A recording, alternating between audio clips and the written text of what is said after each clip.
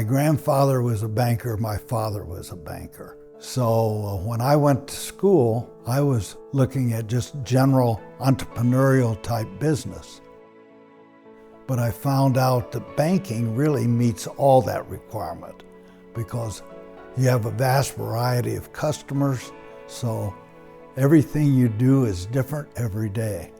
And I loved it for 50 years. I managed 22 people and I was 21 years old. So they gave me a lot of authority early, but not much money. But I learned a lot. And I used to jokingly say at the bank, the difficult we do immediately, and the impossible takes only a few seconds longer.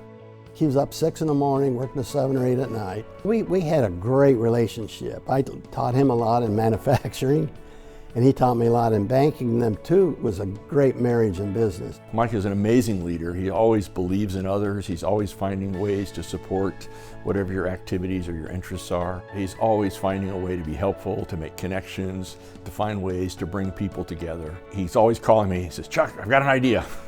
And I just love that about Mike. Fort Wayne National Bank had a reputation for encouraging their leadership team to get involved in the community. And Mike's just not a guy that shows up for a board meeting every once in a while. Mike's the one that calls you on the phone.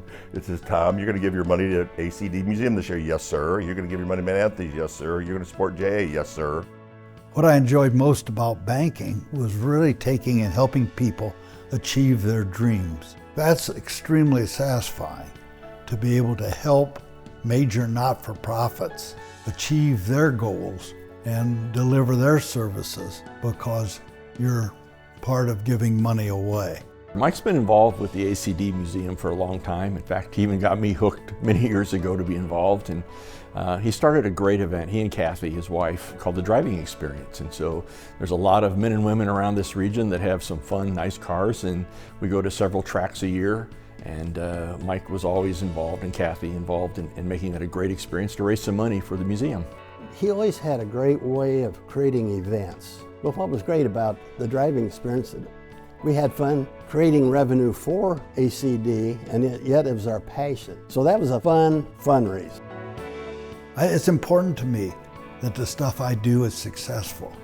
I've raised a lot of money for a lot of different organizations, and I never wanted to be second. And sometimes the competition was pretty tough. In the bank, we referred to ourselves as the MJ boys.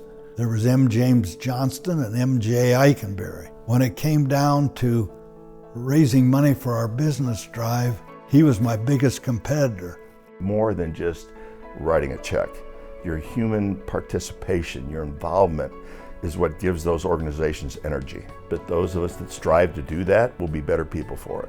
And Mike fit that bill, and I think that is a legacy for any young person that wants to make an impact on our community. As I look back on the time I've known Mike, he is an unbelievable fundraiser. He has a good way of getting in your pocket. What I would say about Mike is he married up.